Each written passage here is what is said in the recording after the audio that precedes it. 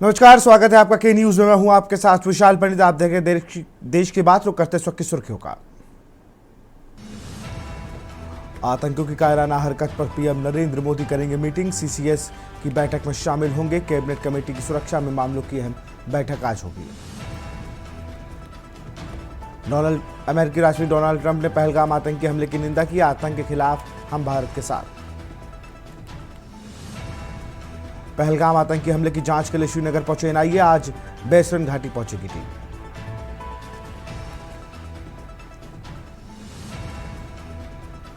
पहलगाम आतंकी हमले के विरोध में कश्मीर के सभी प्राइवेट स्कूल आज बंद रहेंगे। J&K private school association Jammu की आपातकालीन बैठक बुलाई गई। महागठबंधन के नेता आज और कल पटना में करेंगे मीटिंग। विशेष राउंड टेबल मीटिंग बुधवार को मुख्यमंत्री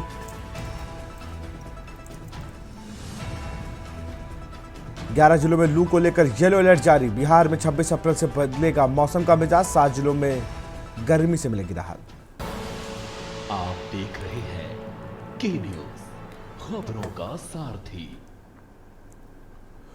और बुलेटिन की शुरुआत करेंगे दिल्ली की खबर के साथ, जहां प्रधानमंत्री नरेंद्र मोदी मीटिंग करेंगे। आतंकवादियों की कायराना हरकत पर करेंगे मीटिंग। सीसीएस की बैठक में आज पीएम मोदी भी शामिल होंगे। कैबिनेट कमेटी की सुरक्षा मामलों में आज अहम बैठक होगी।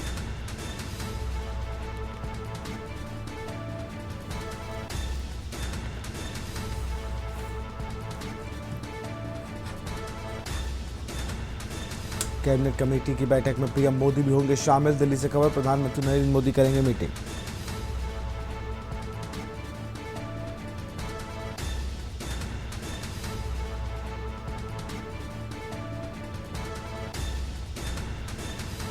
सीसीएस की बैठक में आज पीएम मोदी भी होंगे शामिल।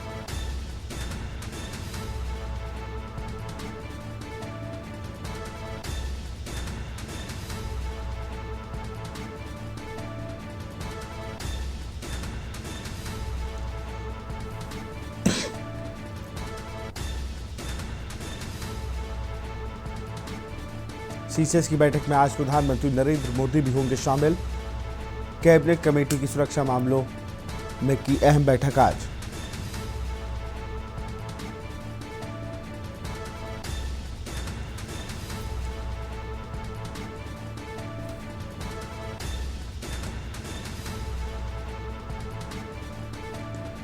सीसीएस की बैठक में आज प्रधानमंत्री मोदी भी शामिल होंगे। कैबिनेट कमेटी की सुरक्षा मामलों की अहम बैठक आज होगी। दिल्ली से खबर, पीएम नरेंद्र मोदी करेंगे मीटिंग।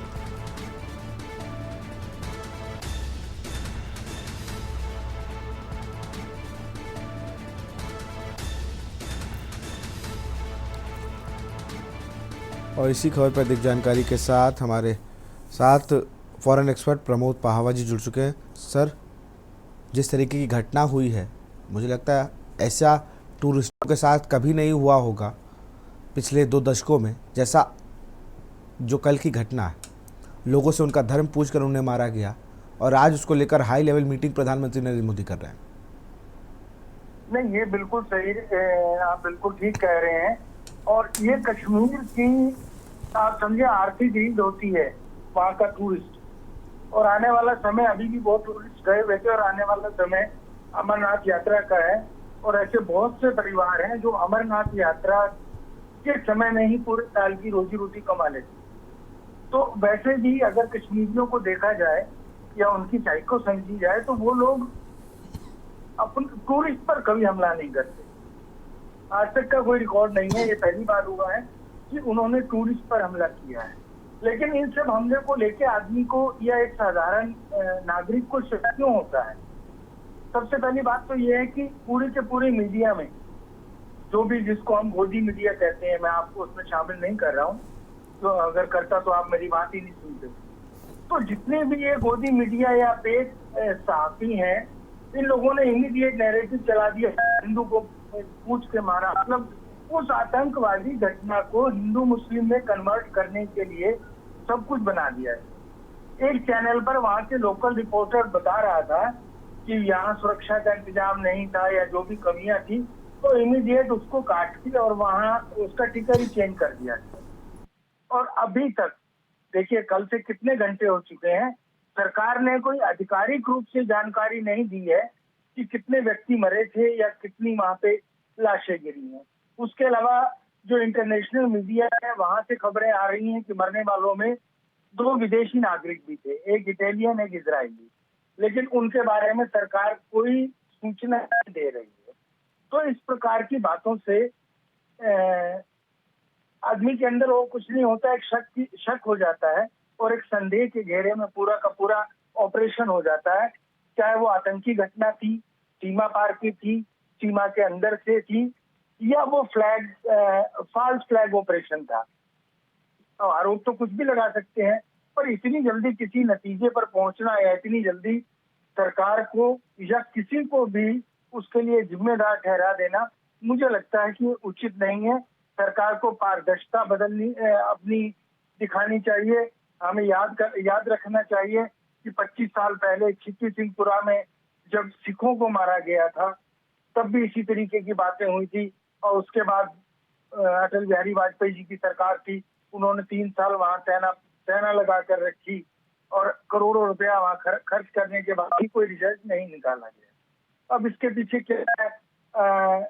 विदेशी तो अपने अपने मौकिफ के हिसाब से, अपने अपनी विचारधारा के हिसाब से सुझाव देंगे या अपना जो भी विश्लेषण करेंगे। कुछ लोग तो ये भी कहते हैं कि इस समय दोनों देशों को युद्ध की जरूरत है, क्योंकि वहां भी सड़क पार की सरकार जो है हिली हुई है। और अगर जोड़ा जाए तो एक हफ्ता पहले वहां के चीफ ऑफ आर्मी स्टाफ ने अचानक से हिंदू मुस्लिम का मुद्दा उठा दिया, जबकि उसका कोई कंसर्न ही नहीं बनता। वहां भी 2% हिंदू रहते हैं, और जितना मैं जानता हूँ ऐसी कोई बात नहीं है कि वहां अल्पसंख्यकों के ऊपर कोई अत्याचार होते हो या उनको कपड़ों से पहचान के लिंचिंग कर दी जाती हो। तो उसको जोड़ा गया, उसको भी आप ध्यान में रखें। उसके अलावा चाइना और अमेरिका के बीच में जो टैरिफ वार और एक वर्ल्ड वार जैसी सिचुएशन बनी हुई है, उसको भी ध्यान में रखें। और इस चीज को भी ध्यान में रखें कि इस सरकार ने भारत को उस स्थिति में खड़ा कर दिया है कि ना हम चाइना की तरफ जा सकते हैं, ना हम चीन की तरफ जा सकते हैं, ना हम चीन की तरफ जा सकते हैं, ना अमेरिका की तरफ जा सकते हैं। जैसे 2 बीवियों का खामिंद होता है, वो दोनों तरफ से मार खाता है। कुछ ऐसी कंडीशन में हम अपने आप को स्थिर नहीं कर पाए। विदेश नीति में जो भी हमारी स्थिति है वो हम अच्छी तरह देख रहे हैं, हम उसको कोई कहना नहीं चाहते क्योंकि वो इररेलेवेंट हो जाएगा इस टॉपिक के साथ। तो मेरा प्रश्न मानना यही है कि सरकार को पूर्ण पारदर्शिता के साथ अपनी जनता को सच बताना चाहिए, और जितने भी मीडिया वाले हैं या जो ऐसे लोग हैं जिन्होंने कभी सरहद भी नहीं देखी और वो विदेश की बातें करते हैं, उनको अपने ऊपर कंट्रोल रखना चाहिए। वरना तो ये कीचड़ है और दलदल में अगर हम फंसेंगे तो फिर जितना निकलने की कोशिश करेंगे उतना फंसते चले जाएंगे। बहुत से एस्पेक्ट्स हो सकते हैं इसके पीछे, फॉल्स फ्लैग भी हो सकता है, इंटरनल पॉलिटिक्स भी हो सकती है, और ऐसा हो सकता है कि मोदी जी को नीचा दिखाने के लिए उनके ही अंदर से किसी ने कुछ ऐसा कर दिया हो, क्योंकि पुलवामा का भी आज तक कोई सच सामने नहीं आया। उसके ऊपर भी बहुत सारे सवाल अभी तक सुलझे हुए नहीं है, सामने नहीं है। तो मैं सुझाव भी दे सकता हूँ, बाकी आप कोई प्रश्न हो आपका तो बताएं। बिल्कुल, एक चीज़ मैं और भी देख रहा हूँ सर कि यहाँ पर M4 अमेरिकी असॉल्ट राइफल, AK-56, AK-47, 3 तरह के जो अभी तक सोर्सेस से पता चल रहा है, ये 3 तरीके के असलहों का इस्तेमाल किया गया। आपने एक बात कही, कभी भी पर्यटकों को निशाना इसलिए नहीं बनाया जाता था क्योंकि पर्यटक ही उनके लिए एक बहुत बड़ी पूंजी है कश्मीर के लिए। कल वहाँ बाकायदा कैंडल मार्च भी लोगों ने निकाला। लेकिन बड़ा सवाल ये है, सेना की वर्दी, इतने हथियार, जहाँ पर सुरक्षा को लेकर बात हो रही थी कि यहाँ पर परिंदा नहीं पर मार सकता, वहाँ पर सेना की ड्रेस किसी को मिल जाती है, इतने बड़े हथियार लेके वो आ जाता है। पहले मैं कश्मीर अभी तक तो नहीं गया, लेकिन आप गए होंगे, तो वहाँ पर आप समझ सकते हैं कि लोग, जैसा मुझे बताते हैं मेरे परिवार के लोग, कि हर 1-2 किलोमीटर में चेकिंग होती है, चेक किए जाते हैं। तो क्या ये सिक्योरिटी ग्लिच तो माना ही जाए इसको?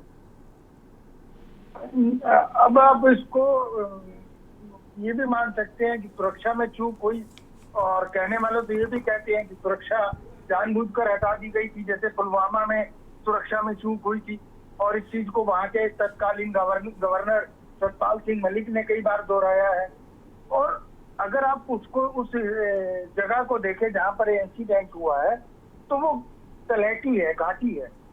वहां आने के लिए आप किसी हवाई जहाज से, वो किसी कार से या उससे नहीं आ सकते, आपको पैदल आना पड़ेगा या पोनी पर आना पड़ेगा, गधे पर आना पड़ेगा। और चारों तरफ पहाड़ हैं, पहाड़ों से उतर कर आना पड़ेगा। तो आदमी जब पहाड़ पर होता है तो वो दूर से नजर आ जाता है। और हमारे इतने सुरक्षा कर्मी हैं, विश्व का सबसे ज्यादा सैनिक क्षेत्र है कश्मीर घाटी, उसके बावजूद भी अगर वो इंसिडेंट आ गए। अच्छा, अभी तक मजे की बात, अभी तक सरकार यही नहीं बता पाई कि कितने आतंकवादी थे जिन्होंने गोलियां चलाई। और अभी तक ये भी कोई खबर नहीं आई कि हमारे सुरक्षा कर्मियों की तरफ से या हमारी तरफ से सामने से एक भी गोली नहीं चली। ऐसा क्या वो उनको हम किसी लंगर में बुला के लाए थे कि आ जाओ भाई साहब, न्योत रहे हैं? अरे एक सिपाही तो होगा जहां 2000 मेनलैंड के लोग या 2000 टूरिस्ट वहां पर खड़ा है, उन 2000 टूरिस्ट के लिए एक भी उन्होंने कांस्टेबल भी नहीं लगाया था। और अगर कांस्टेबल था या कोई भी वहां पे सुरक्षा कर्मी था, एक सिपाही था, तो उसने एक भी गोली नहीं चलाई। और लाइव उसका रिकॉर्डिंग कर रहा है एक आदमी। आप एक मानसिकता देखें इंसान की, जब भी कभी गोली चलती है या इस तरीके का इंसिडेंट होता है, तो सबसे पहले कोई भी व्यक्ति हो, वो अपने आप को बचाने की कोशिश करता है, चाहे वो लोकल हो, चाहे वो आतंकवादी हो, चाहे वो खुद सेना का ही कोई जवान हो। वो अपने आप को सेव करके तो दूसरे पर अटैक करता है। लेकिन जिस तरीके से सोशल मीडिया पर वीडियो वायरल हो रही है, एक आदमी बकायदा से देख रहा है और वीडियो बना रहा है, ये देखो ये आ जाओ, गोली चल रही है, ये हो रहा है। What is it mean by, जैसे अर्नब स्वामी, नाम नहीं लेना चाहिए मुझे, एक चैनल है, बड़ा फेमस चैनल है भारत का, उसके बारे में बताया गया था कि वो पुलवामा कांड से एक दिन पहले वहां पहुंच गया था, उसको मालूम था कि कोई बहुत बड़ा होने वाला है। तो इन सब बातों से शक पैदा होती है, और उसके उन शकों से क्या होता है, उन संदेह के घेरों में जब जनता आ जाती है तो वो फिर सामने से विरोध करना शुरू कर देती है, और सरकार का इकबाल खत्म हो जाता है, भरोसा खत्म हो जाता है। बिल्कुल प्रमोद जी, बहुत बहुत शुक्रिया आपका हमसे जुड़ने के लिए, तमाम जानकारी देने के लिए बहुत बहुत शुक्रिया।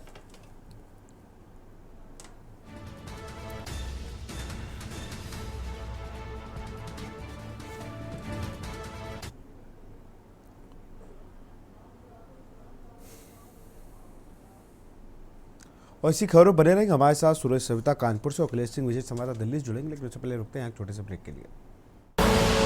आप देख रहे हैं के न्यूज, खबरों का सारथी।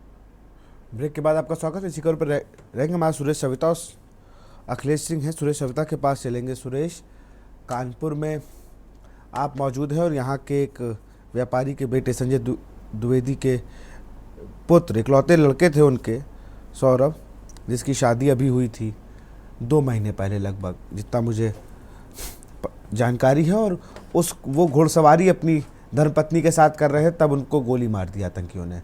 कल आप उनके घर भी पहुंचे। घर में खैर पूरा परिवार तो नहीं मौजूद था, लेकिन जो लोग थे वो भी उस स्थिति में नहीं थे कि वो अपनी बात को रख पाए। घर का एक पेड़ जिसको कहें, उन्होंने सींचा बनाया। जब वो पेड़ टूट के गिरा तो उसने कई लोगों को गमजदा कर दिया। पूरा कानपुर में शोक की लहर है।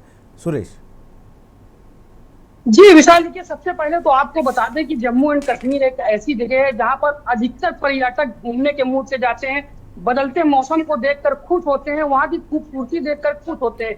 लेकिन कहीं ना कहीं विशाल, ये खूबसूरती सच में बदल गई और इतने खौफनाक तरीके से लोगों को मार दिया गया। ये कहीं ना कहीं एक बहुत बड़ा प्रश्न है विशाल, क्योंकि जिस तरीके से लोगों की जान ली गई है। अगर हम लोग बात करें पुलवामा की, तो पुलवामा के बाद जम्मू एंड कश्मीर में ये दूसरा सबसे बड़ा हमला कहा जाएगा विशाल, जिसमें लगभग 27 लोगों की जान चली गई विशाल। लेकिन अगर हम लोग बात करें कानपुर की, तो कानपुर में व्यापारी के इकलौते बेटे शुभम द्विवेदी की 2 महीने पूर्व यानी कि फरवरी में शादी हुई थी, और वो अपनी पत्नी के साथ कश्मीर की वादियों का मजा लेने गया था। लेकिन कहीं ना कहीं ये मजा सजा में बदल गई विशाल। उसकी बीवी रोती रही, चीखती रही, चिल्लाती रही कि मेरे पति को मार दिया है, मुझे भी गोली मार दो। लेकिन आतंकियों का कहना तो सिर्फ इतना ही था कि तुमको छोड़ रहा हूँ, जाकर मोदी से बता देना कि हम लोग किस हद तक गुजर सकते हैं और हम लोगों ने तुम लोगों के साथ क्या किया। सबसे बड़ी दुखद घटना विशाल, सबसे ज्यादा दिल को झंझोर देने वाली बात तब सामने आई विशाल,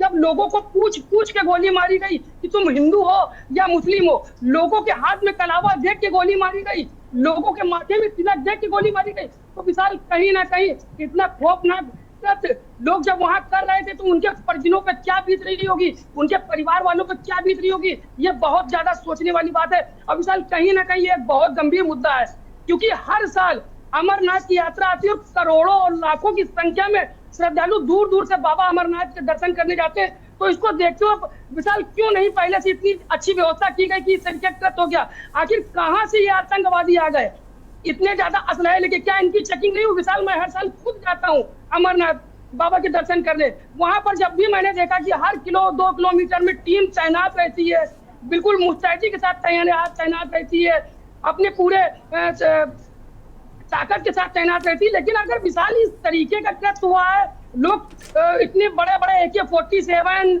और न जाने किस किस तरीके की बंदूकें ले करके आए, तो आखिर क्या इनकी तलाशी नहीं हुई? ये बहुत बड़ा प्रश्न है विशाल, और कहीं ना कहीं इस कृत्य ने दिल को झंझोर के रख दिया। जी चलिए आप बढ़ रही है, हमारा अखिलेश सिंह के पास चलेंगे। अखिलेश, इस पूरे मुद्दे ने, ये जो घटना कल हुई है, इसने कई चीज़ों को लेकर एक सवालिया निशान खड़े कर दिए हैं, सुरक्षा व्यवस्था को लेकर, और लगातार जिस पर प्रधानमंत्री गृह मंत्री का फोकस था कश्मीर के लिए, पर्यटक जाए वहाँ पर, एक बहुत बड़ा फोकस था कि भैया पर्यटक जाएंगे, थोड़ा यूटी बना है तो लोगों को फ़ायदा होगा, और कश्मीर के लोग भी इस चीज़ को मान रहे थे। लेकिन दहशतगर्दों ने वो काम कर दिया जिसकी उम्मीद हम किसी को नहीं थी। हमले पहले हुआ करते थे पुलवामा, शोपिया और तमाम जगह पर, लेकिन पर्यटक स्थलों को कभी निशाना नहीं बनाया गया। और इस तरह की घटना कभी भारत में हुई नहीं कि आपसे कलमा पढ़वाया जा रहा हो, आपको चेक किया जा रहा है कि आप मुसलमान हो या नहीं, आपसे पूछा जा रहा है आपका नाम, और उसके बाद आपको गोली मारी जा रही है। और जिस तरीके से लोग कह रहे हैं कि भाई, कोई पत्नी कह रही थी, उनसे प्रधानमंत्री का नाम लेकर उन्होंने बयान दिया, कोई कह रहा था मुझे भी गोली मार दो, कोई कह रहा था कि क्यों कर रहे हो, तुम लोग काफिर हो। ये जो बातें लोग बता रहे हैं, हकीकत जो है वो लोग जब आएंगे, जब उनसे बात करने की कोशिश, तभी पता चल पाएगी। किसी ने अपने इकलौते बेटे को खो दिया, किसी ने अपने पिता को खो दिया, वो पिता उनके लिए, बच्चे के लिए चॉकलेट लेने गया था और उसको रोक के उसको पूछा, गोली मार दी। सेना की वर्दी, सबसे बड़ी बात, सेना की वर्दी थी उनके पास, M4 असॉल्ट राइफल, अमेरिकी राइफल है, ये उनके पास थी, AK-56, AK-47, ये सारे असलहे पहुंचे कैसे?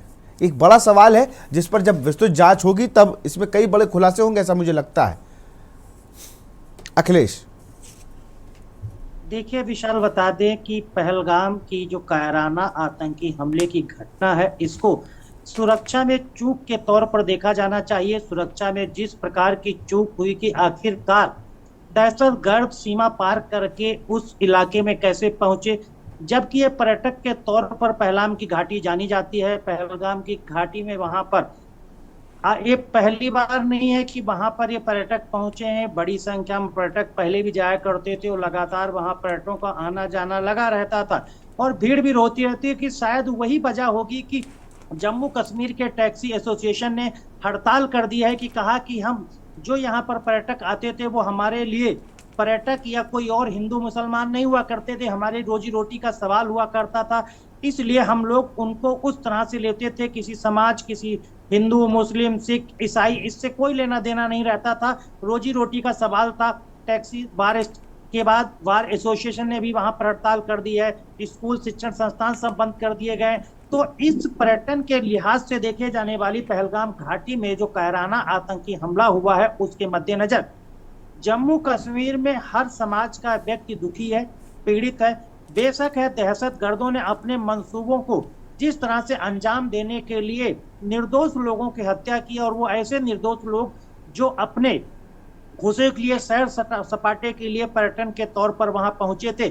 और इससे पहले की घटनाएं अगर देखी जाए तो जम्मू कश्मीर में कहीं भी आतंकी घटनाएं सामने आती थी तो कभी भी किसी भी आतंकी घटना में पर्यटकों को निशाना नहीं बनाया जा सकता था। ये पहली घटना कही जा सकती है कि जिसमें पर्यटकों को पहली बार निशाना बनाया गया।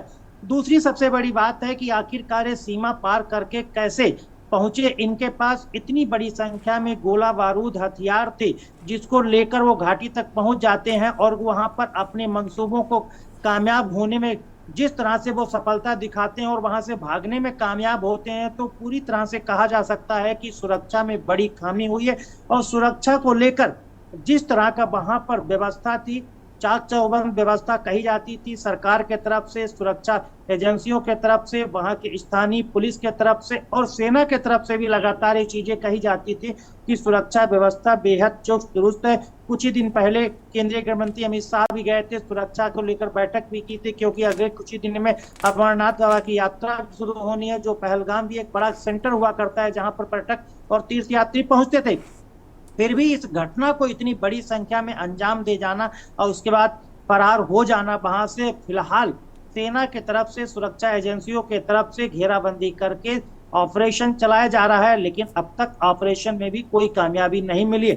फिलहाल अब केंद्र सरकार की कैबिनेट सिक्योरिटी की आज जो बैठक होने जा रही है, कैबिनेट कमेटी ऑन सिक्योरिटी पर जो बैठक होगी, जिसमें प्रधानमंत्री नरेंद्र मोदी शामिल होंगे, राष्ट्रीय सुरक्षा सलाहकार अजीत डोभाल शामिल होंगे, विशेष सचिव विक्रम मिस्त्री शामिल होंगे और उसके साथ ही साथ विदेश मंत्री एस जयशंकर रहेंगे और सेना के अधिकारी रहेंगे, खुफिया के अधिकारी रहेंगे, राह के अधिकारी शामिल होंगे, सेना के अधिकारी शामिल होंगे। सभी के साथ प्रधानमंत्री बैठक करेंगे और इस कायराना आतंकवादी हमले की घटना को लेकर कोई बड़ा फैसला और सुरक्षा व्यवस्था को लेकर बड़ा फैसला और भारतीय जो अंतरराष्ट्रीय सीमा है उस सीमा की सुरक्षा व्यवस्था का पूरी तरह से जायजा लेंगे कि किस तरह का अब वहां पर सुरक्षा व्यवस्था और जो एक घटना से पहले सुरक्षा व्यवस्था कैसी थी, आखिरकार चूक क्या हुई, कहां पर ये चूक हुई जिसके वजह से दहशतगर्द वहां तक पहुंचे और दहशतगर्द ने अपने मंसूबों को कामयाबी हासिल की।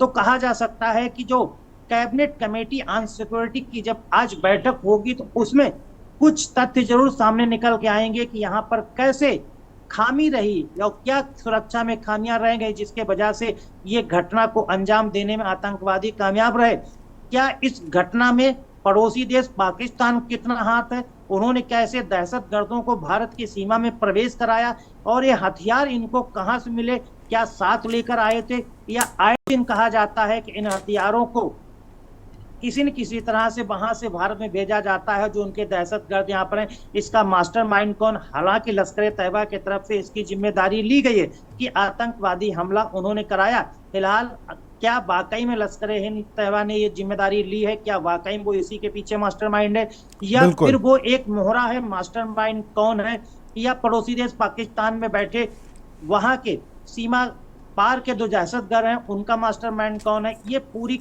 रूपरेखा किसने तैयार की। और सबसे बड़ी विशाल बात है कि इसकी जो टाइमिंग है उस टाइमिंग पर सबसे ज्यादा गौर किया जा सकता है कि अमेरिकी उपराष्ट्रपति जेडी वेंस इसमें भारत के दौरे पर हैं, प्रधानमंत्री नरेंद्र मोदी सऊदी अरब के दौरे पर हैं। दूसरी बात है कि बाबा अमरनाथ की यात्रा को लेकर लगातार तैयारियां चल रही हैं, बैठकों का दौर है। क्या कहा जा सकता है कि इन सभी चीजों को टाइमिंग के हिसाब से पहले से सेट किया गया था कि अमेरिकी उपराष्ट्रपति भारत के दौरे पर रहेंगे, प्रधानमंत्री मोदी सऊदी अरब के दौरे पर रहेंगे और अमरनाथ बिल्कुल। अखिलेश आप बने रहिए हमारे साथ, आपसे और भी जानकारी लेंगे। सुरेश आप भी हमारे साथ बने रहिए। फिलहाल हम बात कर रहे हैं पहलगाम में हुए आतंकी हमले को लेकर, लगातार अब मीटिंगों का दौर है और भी अपडेट आपको बताएंगे, लेकिन यहाँ रुकते एक छोटे से ब्रेक के लिए। आप देख रहे हैं के न्यूज, खबरों का सारथी। और इसी बीच बड़ी खबर आपको बता रहे हैं आपको जम्मू कश्मीर से इस वक्त की बड़ी खबर। एलओसी के पास घुसपैठ की कोशिश नाकाम।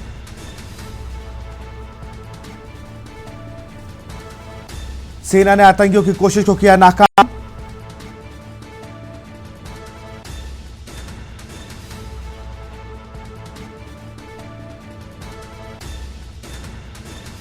जम्मू कश्मीर से इस वक्त की बड़ी खबर।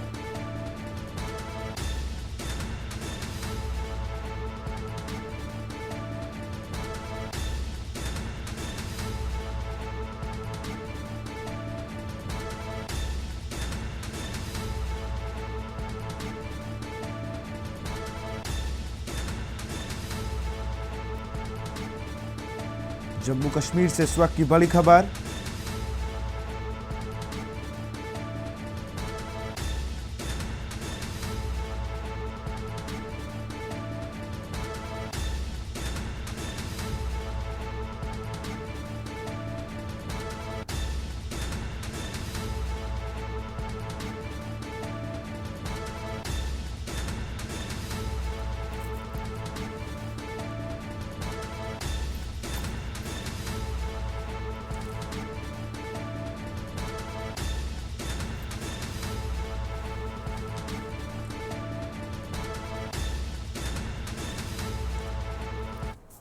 और इसी पर चर्चा करेंगे। हमारे साथ अखिलेश सिंह लगातार बने हुए विशेष संवाददाता। अखिलेश, अगर बात की जाए तो एक और मतलब ये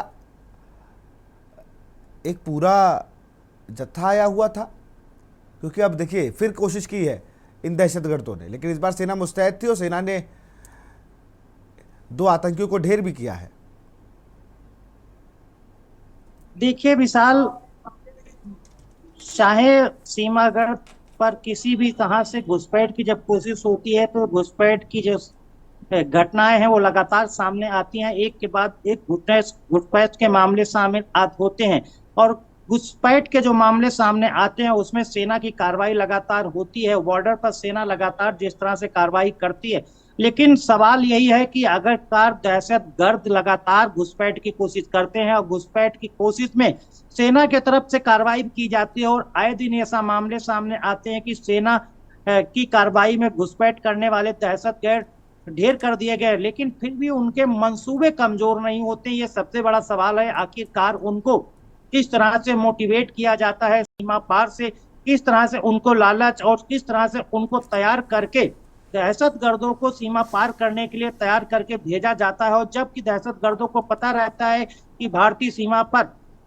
सुरक्षा व्यवस्था चुस्त दुरुस्त रहती है और वहां पर घुसपैठ करते अक्सर आतंकवादियों को भारतीय सेना ढेर करती है। और इस बार भी जो घटना हुई है उसमें बारामूला में 2 आतंकवादी मार गिराए हैं सेना ने इस घुसपैठ को नाकाम किया, लेकिन ना तो घुसपैठ रुकती है, ना तो आतंकवादियों के मंसूबे कमजोर पड़ते हैं, और ना ही वो इस तरह की आतंकी घटनाओं को कुछ समय रुककर फिर अंजाम देते हैं। और कुछ समय बीतने के बाद जैसे एक बार माहौल ठंडा होता है और सुरक्षा व्यवस्था कमजोर होती है, अलर्टनेस जैसे ही डाउन होता है, वैसे ये फिर दहशतगर्द अपने मंसूबों को कामयाब करने के लिए फिर भारतीय सीमा के अंदर सक्रिय होते हैं और जम्मू कश्मीर के इलाके में इस तरह की घटनाओं को अंजाम देते हैं। तो सवाल यही उठता है कि आखिरकार सुरक्षा में चूक कहां से होती है, सुरक्षा के चूक में कैसे हुआ, और ये अपने मंसूबों को कामयाब करने के लिए दहशतगर्द उस इलाके में कैसे पहुंचे। भारी मात्रा में गोला बारूद और हथियार लेकर आए और उन्होंने अपने मंसूबों के तहत जो निर्दोष लोगों की हत्या की, जो खासकर ऐसे लोग जो पर्यटक के लिए वहां पहुंचे थे। हालांकि 2 लोग स्थानीय वहां पर शामिल हैं, जो अहमद हुसैन शाह की भी मौत हुई, वो जो वहां पर मौके पर था, उनको भी दहशतगर्दों ने गोलीबारी के समय मारा है। तो उनके परिवार का भी यही कहना है कि ये दहशतगर्द किसी के नहीं होते हैं, और जो वहां पर रोजगार में लगे हैं, जिनके पर्यटकों के द्वारा रोजगार चलता है, वो सभी लोग नाराज हैं। चाहे वो टैक्सी एसोसिएशन हो, चाहे बार एसोसिएशन हो, या अन्य किसी तरह के कारोबारी हो, सब कारोबारी इस घटना के विरोध में खड़े हैं और किसी की तरफ से विरोध जताया जा रहा है। लेकिन सबसे बड़ा सवाल है कि आखिरकार ये कैसे वहां पर पहुंचे और सेना में क्या, कहां पर किस तरह की सुरक्षा की चूक हुई, जिसका खामियाजा आज इन निर्दोष लोगों को अपनी जान गंवाकर देना पड़ा। विशाल, बिल्कुल, आप दोनों का बहुत बहुत शुक्रिया हमारे से जुड़ने के लिए, बहुत बहुत शुक्रिया। तो हम लोग बात कर रहे थे पहलगाम में हुए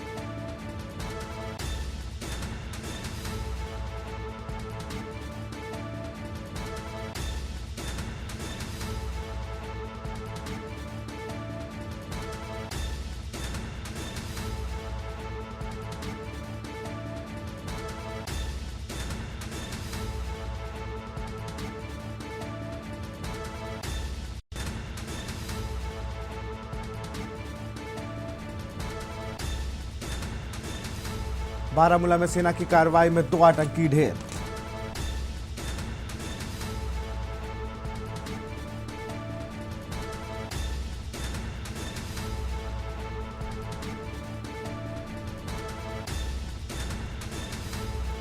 सेना ने आतंकियों की कोशिश को किया नाकाम।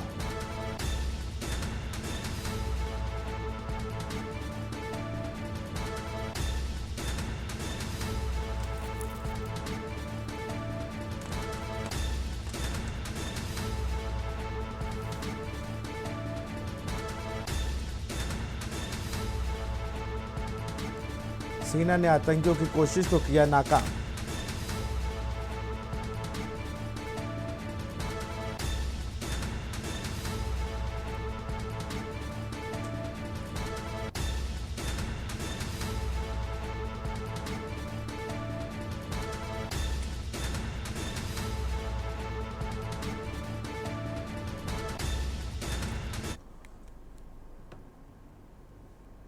पहलगाम में हुए आतंकी हमले में कानपुर के शिवम द्विवेदी की मौत से कानपुर के श्यामनगर के रहने वाला था। शिवम बीती 12 फरवरी को उसकी शादी हुई थी। पत्नी और परिवार के साथ 11 लोगों का टूर कश्मीर का करने पहुंचे हुआ था। पहलगाम में पत्नी से घुड़सवारी कर लौटते समय उनके साथ ये वारदात हुई।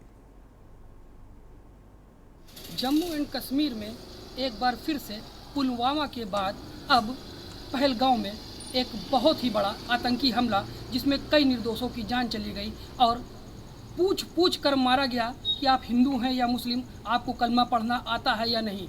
उनको इन सब चीज़ों से कोई भी मतलब नहीं था कि कौन क्या है कौन क्या नहीं है, लेकिन कहीं ना कहीं हिंदू होना बहुत ही भारी पड़ गया। आपको बता दें कि इस समय हम उसी जगह पर मौजूद हैं जहां कानपुर के भी एक युवक की जान गई और उनके घर वालों से बात करने पर पता चला है कि पूछ कर गोली मारी गई और ये कहा गया कि आप हिंदू हैं या मुस्लिम, आपको कलमा पढ़ना आता है या नहीं आता है। जिस समय आतंकियों ने एक पति पर गोली चलाई तो पत्नी ने बोला मुझे भी मार दो, मुझे क्यों छोड़ रहे हो। तो आतंकियों का सीधा जवाब था कि मैं आपको इसलिए छोड़ रहा हूं कि जा करके आप अपनी सरकार को बताइए कि हमने आपके साथ क्या किया है। और हम लोग कानपुर से शंकर लाला के साथ सुरेश सविता, के न्यूज़ इंडिया। नई दिल्ली से खबर है। जम्मू कश्मीर के पहलगाम में आतंकी हमला। अमेरिकी राष्ट्रपति डोनाल्ड ट्रंप ने आतंकी हमले की निंदा की। आतंक के खिलाफ हम भारत के साथ हैं, मुश्किल के वक्त में हम भारत के साथ हैं। रूस के राष्ट्रपति ने भी आतंकी हमले पर की निंदा की। ईरान ने भी आतंकी हमले की निंदा की है। इटली के पीएम ने भी आतंकी हमले की निंदा की। इस समय जम्मू कश्मीर से इस वक्त की बड़ी खबर। एलओसी के पास घुसपैठ की कोशिश को किया नाकाम।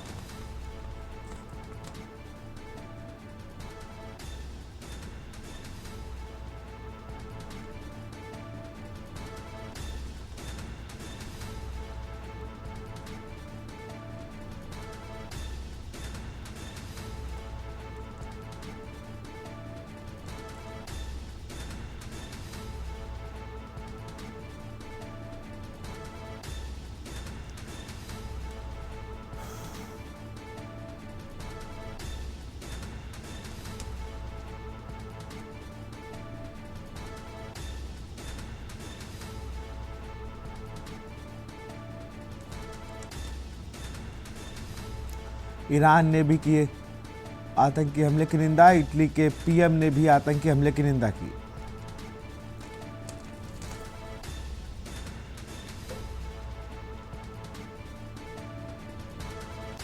अमेरिका के राष्ट्रपति डोनाल्ड ट्रंप ने भी हमले की निंदा की।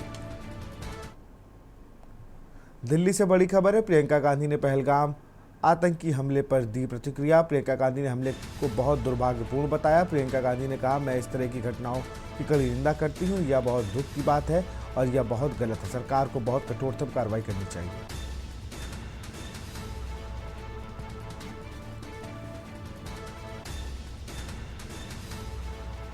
प्रियंका गांधी ने कहा, सरकार को कुछ कठोरतम कार्रवाई करनी चाहिए।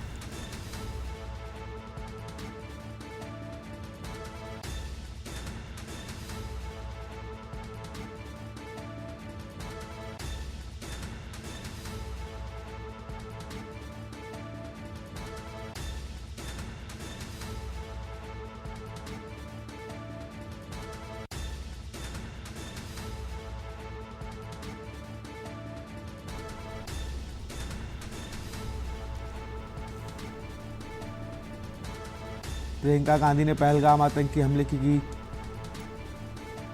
निंदा। प्रियंका गांधी ने हमले को कहा बहुत ही दुर्भाग्यपूर्ण।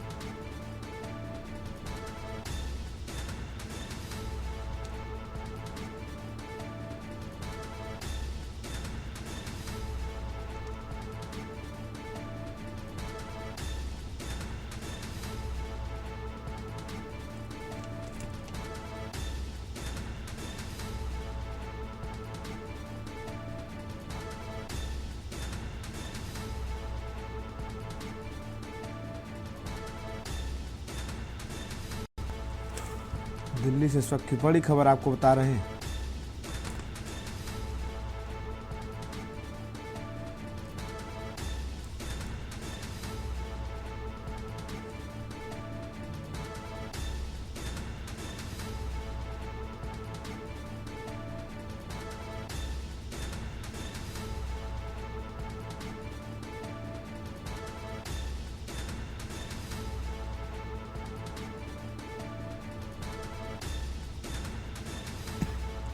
इस तरह की घटनाओं की कड़ी निंदा करती हूं। प्रियंका गांधी का बयान ये बहुत दुख की बात है और यह बहुत गलत है।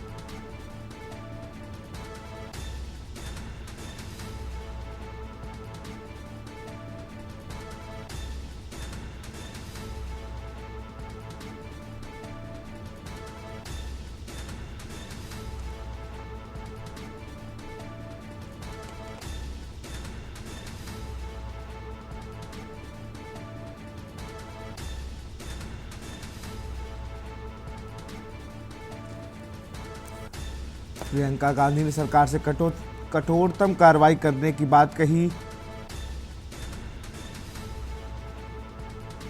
मैं इस तरह की घटनाओं की कड़ी निंदा करती हूं।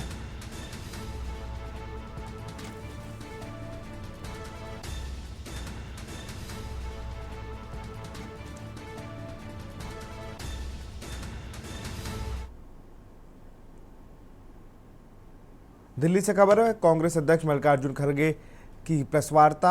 आज मल्लिकार्जुन खड़गे करेंगे प्रेस वार्ता। दोपहर 12:30 बजे प्रेस कॉन्फ्रेंस का आयोजन केपीसीसी कार्यालय क्वींस रोड बेंगलुरु में होगी प्रेस वार्ता। उप मुख्यमंत्री डीके शिव कुमार और सांसद नासिर हुसैन भी रहेंगे मौजूद।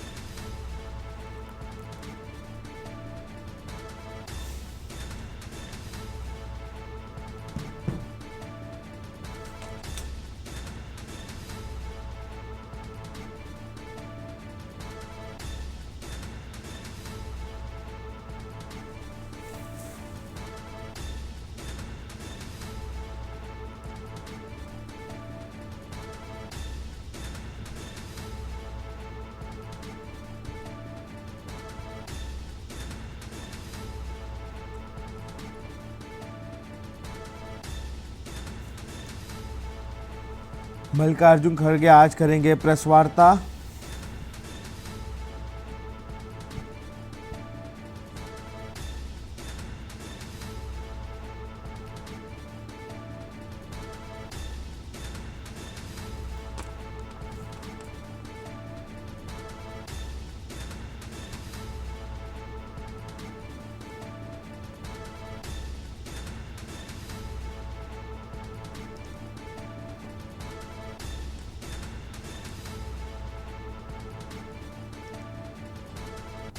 उप मुख्यमंत्री डीके शिव कुमार और सांसद नासिर हुसैन रहेंगे मौजूद।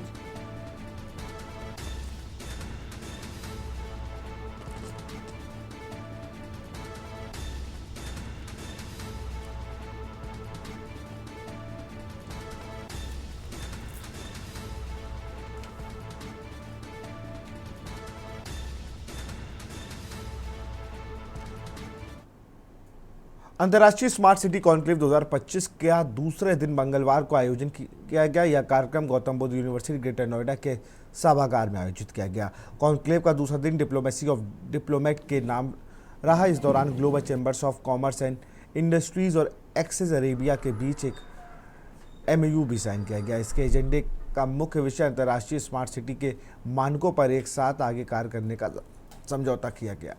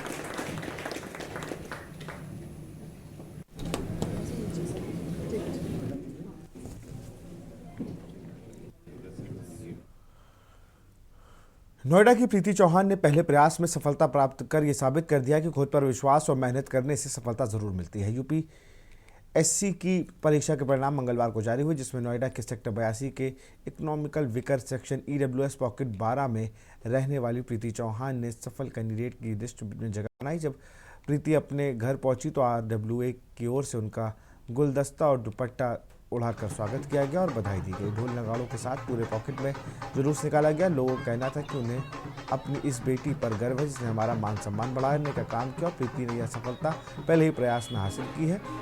इसके लिए उन्होंने कोई कोचिंग नहीं ली, बस लगातार 1 साल कड़ी मेहनत की और पहली बार में सफलता हासिल करने की कामयाबी पाई।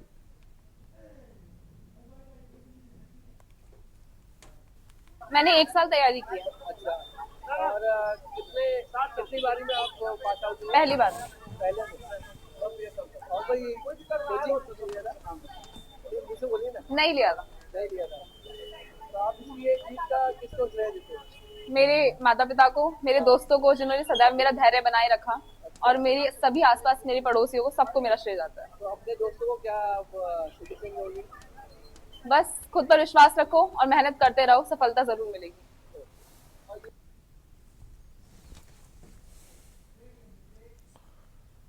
और यहाँ रुकते एक छोटे से ब्रेक के लिए।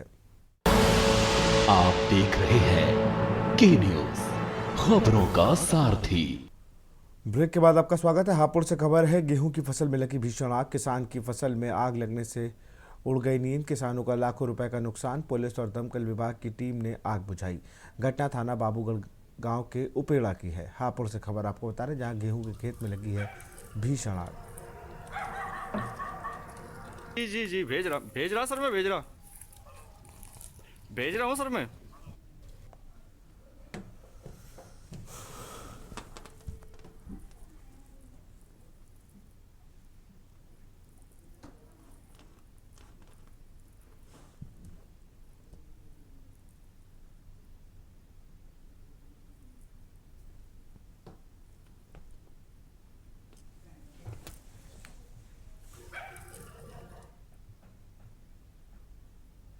जी भेज रहा सर मैं, भेज रहा।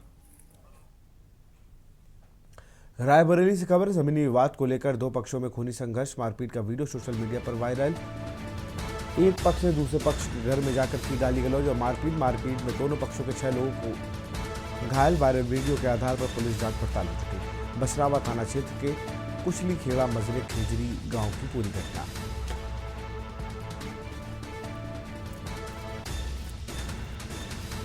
मारपीट में दोनों पक्षों से 6 लोग घायल।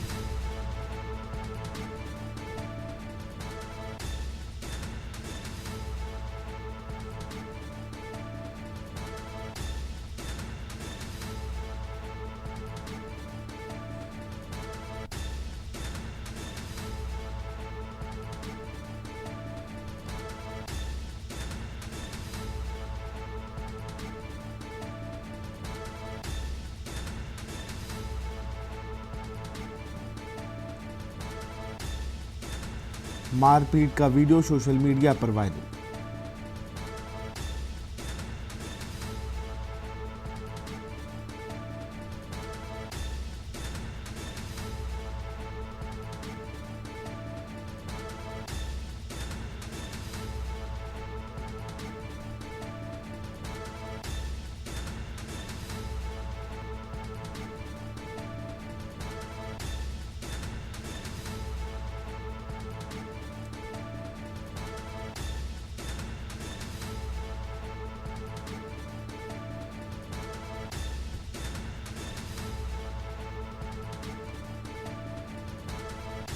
रायबरेली से खबर, जमीनी विवाद को लेकर 2 पक्षों में हुआ विवाद। मारपीट का वीडियो सोशल मीडिया पर हो रहा वायरल।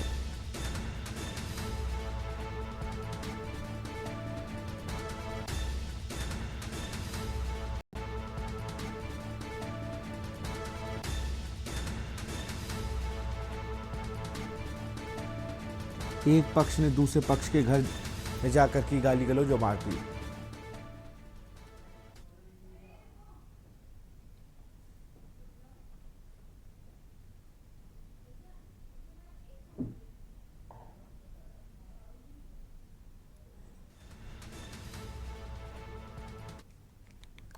सीतापुर से खबर है, चोरों के आतंक से दहशत में ग्रामीण। चोरों का आतंक, 5 घरों को बनाया निशाना। लाखों की नकदी समेत जेवरात ले गए चोर। पुलिस थाने से कुछ दूरी पर अज्ञात चोरों ने मचाया तांडव। बेखौफ चोरों ने लाखों के जेवर व नकदी पर हाथ किया साफ। इमलिया सुल्तानपुर थाने का इलाका।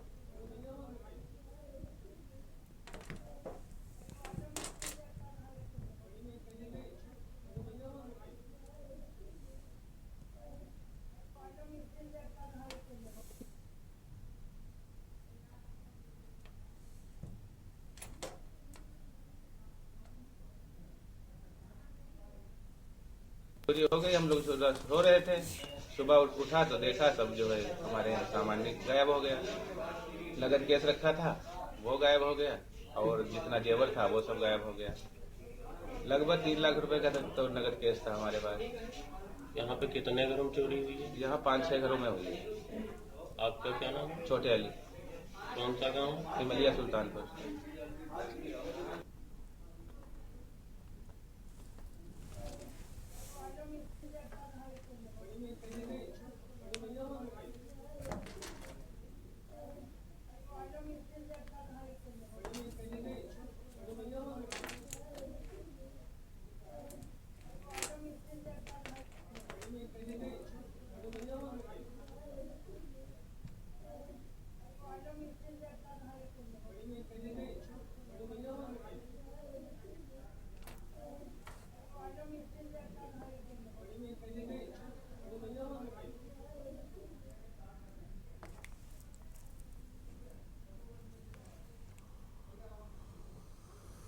और इसी बीच जम्मू कश्मीर से बड़ी खबर आ रही है। बड़ी खबर आपको जम्मू कश्मीर से बता रहे हैं।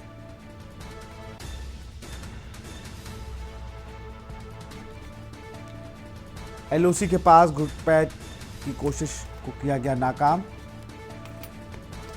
सेना ने आतंकियों की कोशिश को किया नाकाम।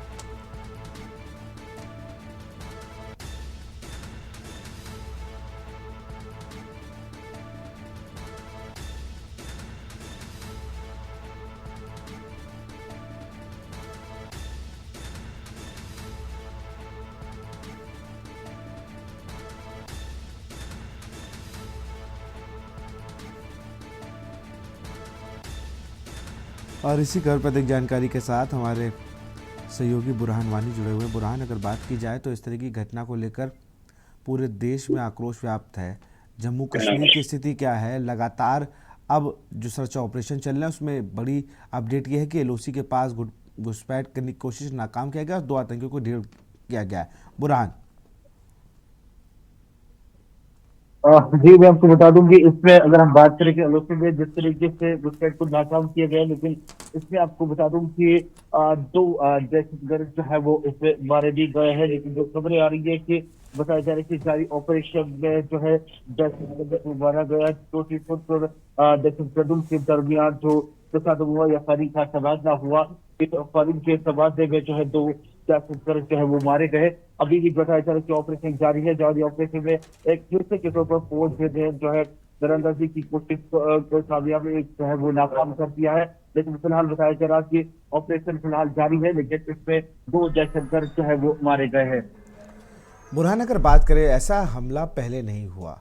जिस तरीके से पर्यटकों को निशाना बनाया गया, कश्मीर के एक बहुत बड़ा आयशोत्र है पर्यटकों का आना, और इसके बाद से मुझे लगता है इस तरीके से लोगों को, पर्यटकों को निशाना बनाना ये कोई अच्छे संकेत नहीं है। जी, मैं आपको बता दूं कि कल जनूबी कश्मीर के जिला अनंतनाग के पहलगाम के बहतरीन साऊ में तो एक खूबसूरत इलाका है, खूबसूरत सियासी मुकाम है। वहां पे तो पहल लगभग जो है जंगजू के या दहशतगर्दों के जानिब से फायरिंग चलाई गई, यानी कि गोलियां अंदाजून जो है वो एक सयाहों के ग्रुप में चलाई गई। लेकिन उसके बाद खबर आई कि इसमें 8 से लेकर 12 सयाह जो है वो जख्मी हुए, टूरिस्ट जख्मी हुए। लेकिन यूं ही खबर चलती रही, लेकिन उसके बाद कम से कम शाम देर रात खबर आई कि 27 सयाहों के ग्रुप जो है वो इसमें हलाक हुए, यानी कि 27 अफराद हलाक और दर्जनों से ज्यादा जख्मी है। और जब हम हॉस्पिटल गए जहां पे कुछ सयाह ज़ैर इलाज है, कुछ टूरिस्ट ज़ैर इलाज है, उनसे हमने बात की। उन्होंने कहा कि कम से कम 10 मिनट तक फायरिंग जारी रही और अंधाधुंध गोलियां चलाते रहे। लेकिन और इलाका है, मैं आपको बता दूं कि वहाँ गाड़ियां नहीं जाती है, लेकिन खूबसूरत इलाका है और खूबसूरत इलाके से इस तरीके से फायरिंग करना, दहशतगर्दाना हमला करना, जिससे आपको बता दूं कि कम से कम बताया जा रहा है कि 27 से लेकर 28 टूरिस्ट जो है वो मारे गए और 2 गैर मुल्की टूरिस्ट भी इसमें मौजूद है, जो बताया जा रहा है कि इंडियन के है और एक इसराइल का है। लेकिन क्या मैसेज जाएगी यहाँ पे कश्मीर से, जम्मू कश्मीर से क्या मैसेज जाएगी कि इसराइल का एक सयाही मारा गया, इंडियन का एक टूरिस्ट मारा गया, ये तो गलत मैसेज है। क्योंकि जहाँ पे एक सयासी मुकाम की बात करेंगे तो टूरिस्ट स्पॉट है, जहाँ पे लोगों को इससे फायदा मिलता है, जहाँ पे मुकामी लोगों को इससे बूस्ट मिलता है या इकोनॉमी जो है वो काफी ज्यादा बढ़ती है। लेकिन कहीं ना कहीं उस सयासी मुकाम पे काफी असर इस साल पड़ सकता है, क्योंकि जिस तरीके से एक बड़ा हमला किया गया। लेकिन मैं आपको बता दूं कि कल मरकज़ी वज़ीर दाखिला अमित शाह कल ही शाम जो है वो 8 बजे लगभग जो है वो श्रीनगर पहुंचे और आला सतह मीटिंग की, जिसमें आपको बता दूं कि जम्मू कश्मीर के वजीर आला उमर अब्दुल्ला, जम्मू कश्मीर के लेफ्टिनेंट गवर्नर मनोज सिन्हा और जहाँ पे पुलिस के अधिकारी भी जो है वो मौजूद रहे। बिल्कुल बुरहान, आप लगातार इस पूरे खबर पर अपडेट बना रहे हैं, बहुत बहुत शुक्रिया आपका तमाम जानकारी के लिए। तो हम लोग बात कर रहे थे, सेना ने आतंकियों की कोशिश को नाकाम किया है। बारामूला में सेना की कार्रवाई में 2 आतंकी ढेर।